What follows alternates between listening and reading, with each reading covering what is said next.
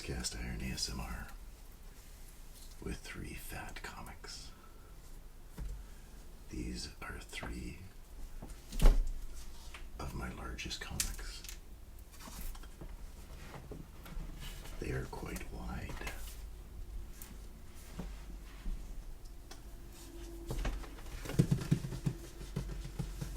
We have A Drifting Life by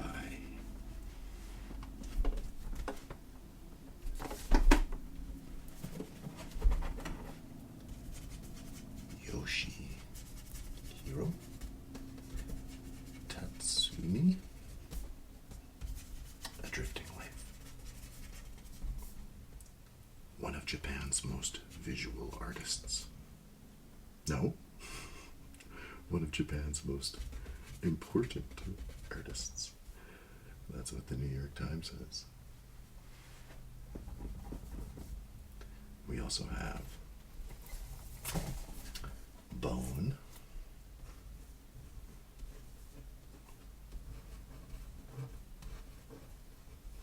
It's the complete cartoon epic in 1 volume. Quite a massive tome of comic. Look how dusty it is.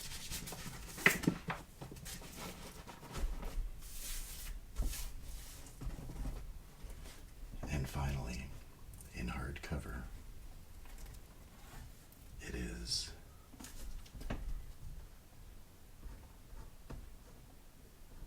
He-Man and the Masters of the Universe mini comic collection. This is a reprint of all the mini comics that you would get with the He-Man toys.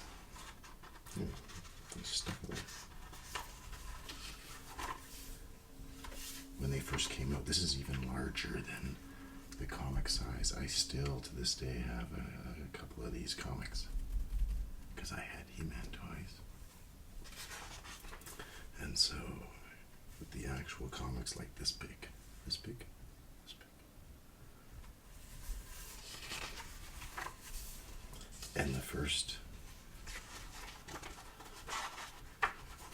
4 or 5 comics weren't comic books at all, but they were like illustrated book. It's a free illustrated book with purchase because the cartoon didn't exist yet. It was only the toys. So how could the kids know, what do these people do? This Man-at-Arm man, is he an alien with green skin? No. And who is this He-Man? The story's different. The origin. There'd be 1 giant storybook picture per page, and then the writing down below. This must be the American version. The comic books that I have, because they're in Canada, the type would be smaller, and it would be in both French and English. So, Beastman was all red. It's so cool. So when I was very young, I went to a friend's and played with, I didn't really know them, they were on my block. And they had some of these toys that I never saw before, and they were He-Man toys. I think my brother was like, oh yeah, they're cool. Look at their heads. I wish I had a He-Man with me right now. Their heads were squishy. I crush your head. And you could squish their heads, and the rest of their bodies were hard plastic. And so when we would play then, or we were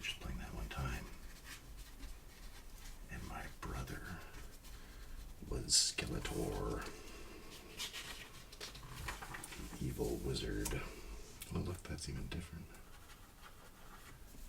And he said, oh, I cast a spell on you, and now your head is getting squished.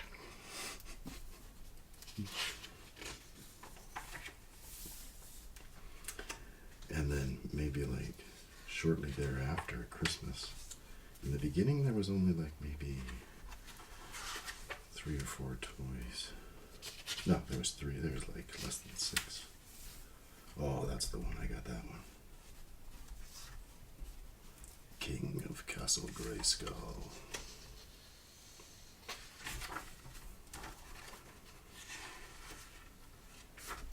So I did have the toys shortly before the cartoon came out. So then when the cartoon came out,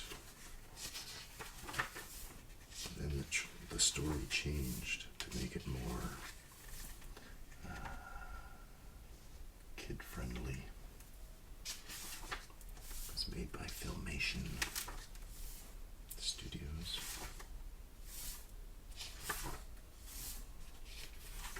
Blockbuster.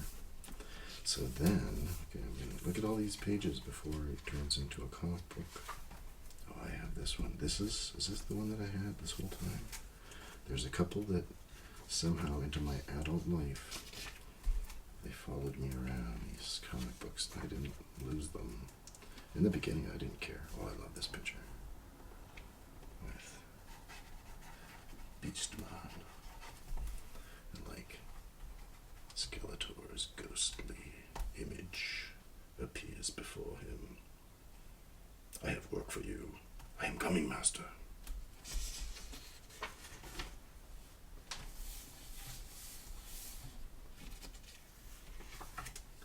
There was no Prince Adam. He wasn't like, he didn't have a secret identity in the beginning. And he got his super strength from his magical garment. That like weak armor that he's got, just these things. Then he had another one, so he had one garment that would give him super strength, and one that gave him like a force field.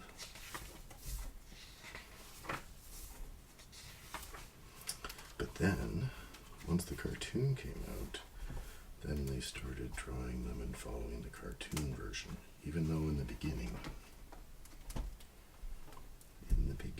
even with when the cartoon first started, and they're like, well, we don't know. Here's the new toy. Make us a comic. Like, look at Tila there. So this is an amazing comic book. This thing's heavy. It's solid. And it's historic. It also includes all the She-Ra comics. Just put an S there. Because She-Ra replaced. It even has like later He-Man, because He-Man got rebooted. By the power. I have the power. You know, I even saw a couple of those. And then probably got rebooted again. Oh yeah, it totally did.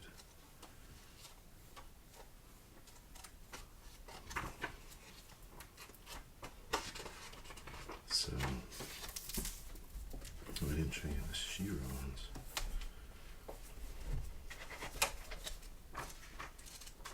There's She-Ra. These are cool. Oh, here comes She-Ra. She is princess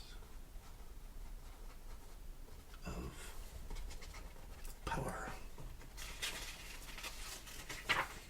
Maybe that's not the first one. In the beginning, with the She-Ra, Catra was supposed to be the main villain. But then they were like, oh, we still got all these like stock footage of, what's the bad guy's name? Hordak. Let's just use him. Story of She-Ra. There's lots of information in this book about series. Toys. I can't remember if it said. Oh, look at this one. I had that toy, that toy, that toy. This was the Horde. Leech. Grizzlor. It may have been it might be like the most comics ever published by a company, I think.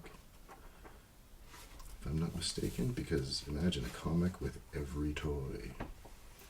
They made a lot of toys.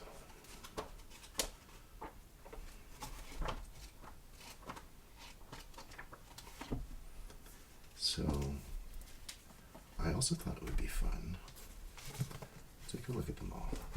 But I'll just show you the covers. Sort of pick them up here. Which do you think is the heaviest? Probably a good guess is this one. It's hardcover.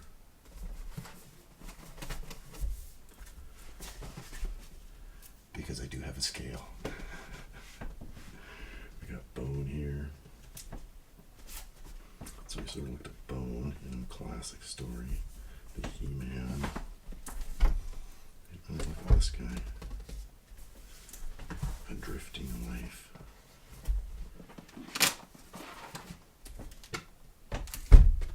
I read this.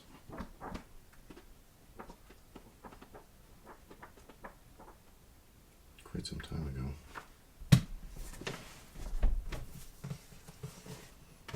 There's lots of praise on the back here. What does this say? An epic memoir from a manga master. Is it manga? Manga. Over 4 decades ago, Yoshihiro Tatsumi expanded the horizons of comic storytelling by using the visual language of manga to tell gritty, literary stories about the private lives of everyday people. He's been called the grandfather of Japanese alternative comics and has influenced generations of cartoonists around the world. Now the visionary creator of The Pushman and other stories and Goodbye has turned his incisive, unflinching gaze upon himself.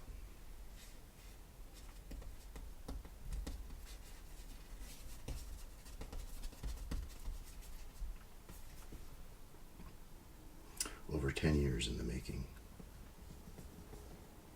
A Drifting Life is Tatsumi's most ambitious, personal and heartfelt work. An autobiographical Bildungsroman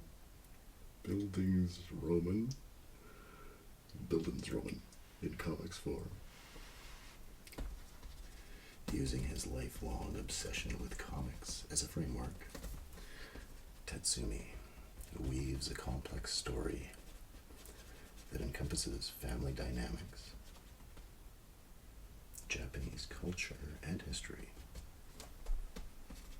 first love, the intricacies of the manga industry, and most importantly, what it means to be an artist. Alternately humorous, enlightening, and haunting, this is the masterful summation of a fascinating life and a historic career. Just look at the panels down the side, and you'll get the haunting, what do they say, humorous, enlightening. So this is the haunting part right here. Slap.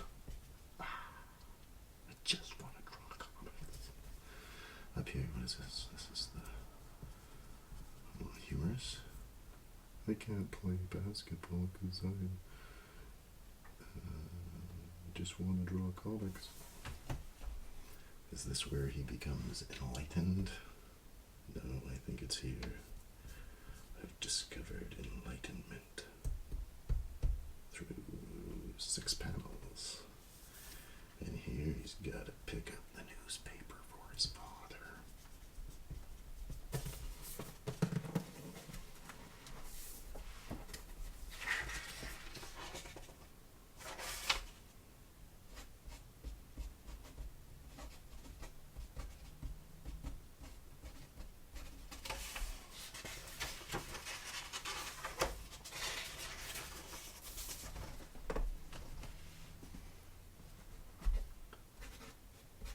Drifting Life. Published by Drawn and Quarterly Publications, which I believe is a publisher out of Montreal, Quebec, Canada.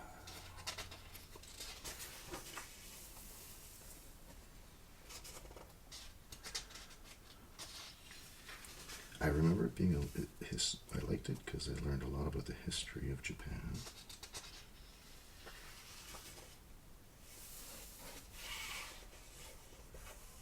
Through the story of an artist. At times it's kind of dry.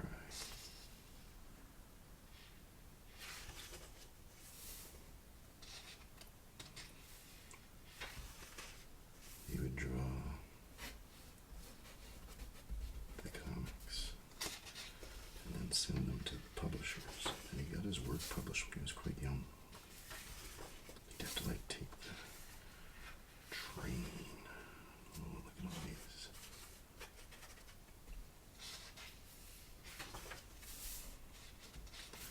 That's him growing up. It's neat. At points, there's that's, what's his name? Astro Boy. Is that Astro Boy? Astro Boy, the Astro Boy cartoon used to be on when I was a kid, young, when I watched cartoons on Sunday. And there wouldn't be much else on there on Sunday. And I'd watch it, but I really didn't like it. And what was the thing you had to find someone or something? Kind of like in She-Ra.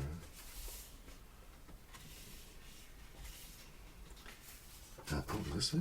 I was thinking about oh no, these look like they're puppets.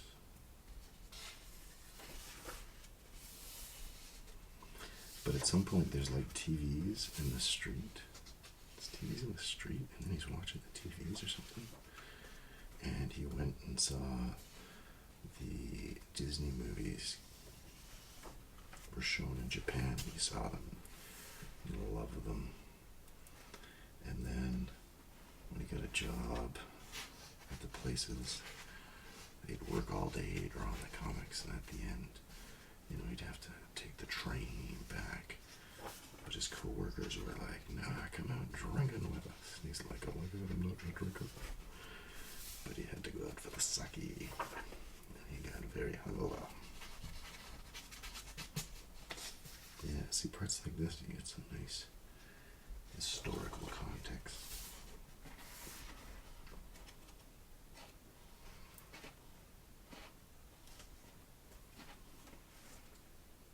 But I'd never heard of this artist or those comics that he did. Oh, there's Osamu Tezuka, who had moved to Tokiwa, Seoul, in the previous year, was incredibly productive, simultaneously publishing Astro Boy, Princess Knight, and Jungle Emperor Leo. Oh, he meets his master, not his master, one of his idols. And, yeah, it's been a long time. I think maybe that's one of his idols, artist, and that's nice. It's a lot of time artists comic book artists, writers. They live a sad life. Oh, there's Godzilla. That's a cool pen.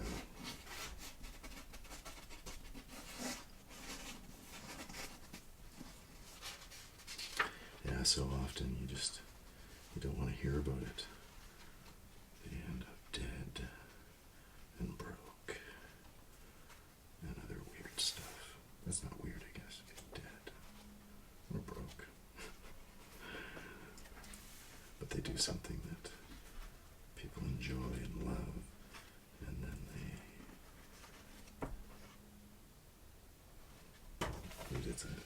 lead a hard life drawing the comics. So thank you, comic artists, for drawing the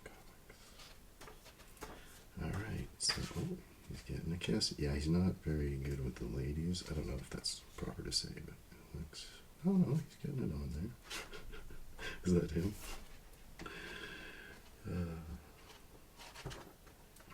Oh, there he is. Oh.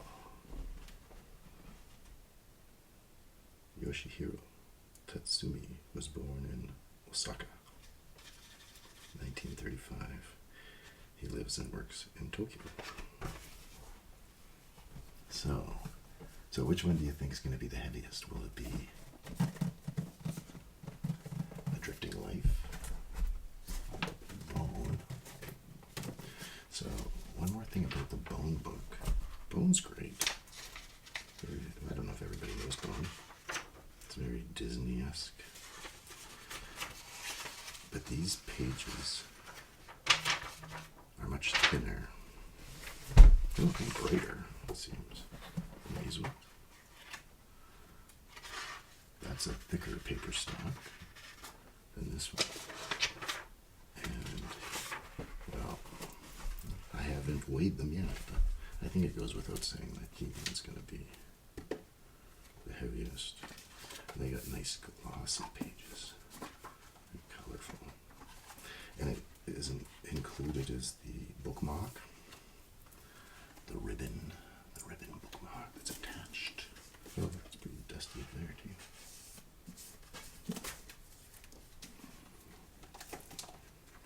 Let's see if I can open it up to him changing, him saying, by the power of Grayscale. Nope. Teamwork.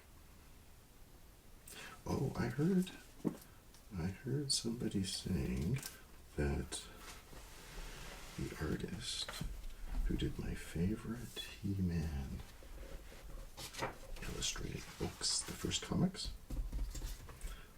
What's this guy's name? Alfredo Alcala? Kind of hard to read there, it's pretty small. Alfredo Alcala.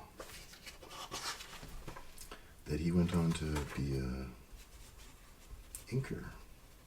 This fella says was his favorite inker.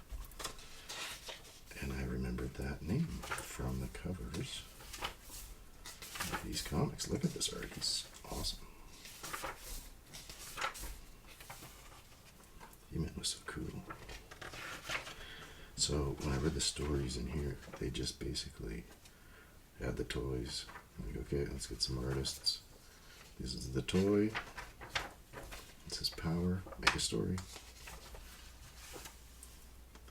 And I think, there's some famous people who worked on these first ones. The Toth guy, what's his name? Oh, Mark Texiera. I remember him from the 90s and Image Comics. But, the guy, who did I just say? Oh, Letterer Stan. That's the guy. Let's see, Sergio Jimbo dude. He also lettered the Spider-Man comic strip, like in the newspaper. But anyway, what's that guy's name? Some good guys. Oh, Bruce Timm. That's the guy who did the Batman, I think. Batman cartoon. Toth, Alex Toth. I thought he did some stuff in here. So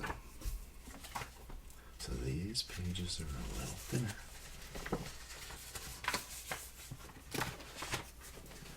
But let's go to the page count. And and then we'll get our, oh, there's a map. You gotta love a book with a map. The Eastern Mountains.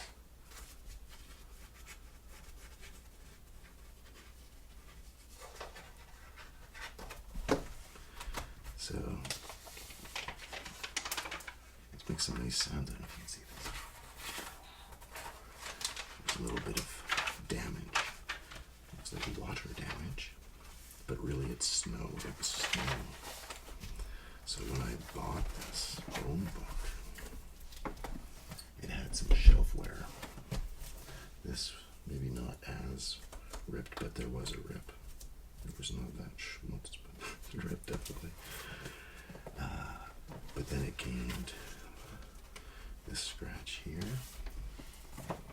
and the pages, especially the top here, some snow got in there and then melted. What happened was I was going to work when this was, oh man, 15 years ago. I was going to work, I got a visual aid, and I was reading this book, and I was probably about halfway. Let's say I was there. I had a bookmark in there. And so I'm driving to work, and it was winter time. We're going down, okay, we're going to use this toy, look, this cucumber. It's the Fraggles. So this is my truck. Is that Wembley? And this guy liked to do laundry. Don't remember his name. But so like, let's pretend that this is my truck. And I'm driving along, and it's sort of the straightaway, and then there was a bit of a bump where the road buckles every year in the winter, so I sort of went, whoop. And it was a pretty new truck, like not a new truck, but new to me, a new used truck. That little bump, and then whoosh, I went that way, and then I went that way, and then I went this way, and I went,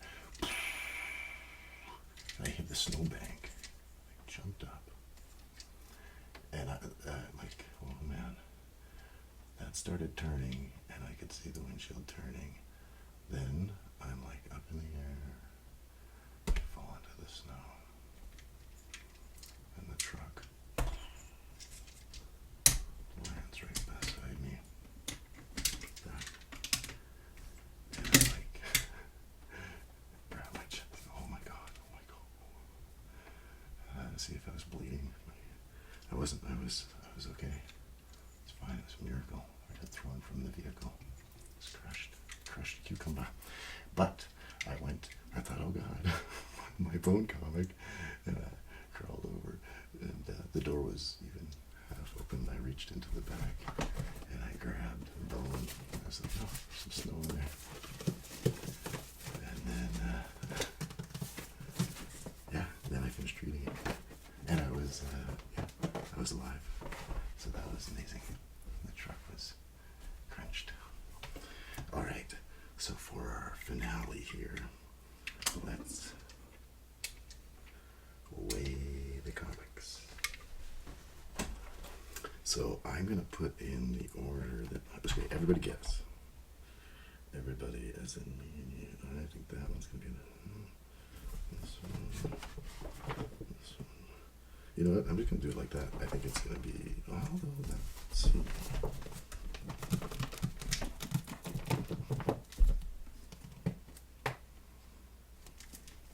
Yeah, that's going to be heavier. Well, I think this is one heavy, the least heavy, the least heavy.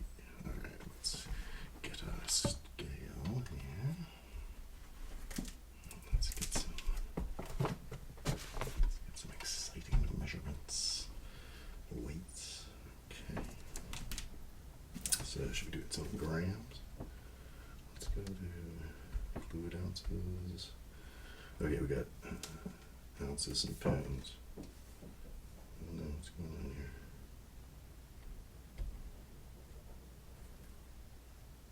Alright. How much? 1 pound? Oh my god. 4 pounds. 4 pounds and 9 ounces, almost 10 ounces. So 4 pounds for He-Man and the Masters of the Universe. So that's there. Okay, now let's go to bone.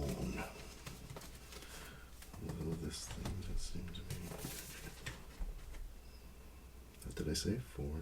This one is 3 pounds, 10 ounces. 3 pounds. A pound later. Pound later for bone. And now for Yoshihiro's drifting life. Oh, a mere 2 pounds, 13 ounces. 14 ounces, we'll say. Alright, so these are 3 of my fat comics. And I hope you enjoyed looking at them.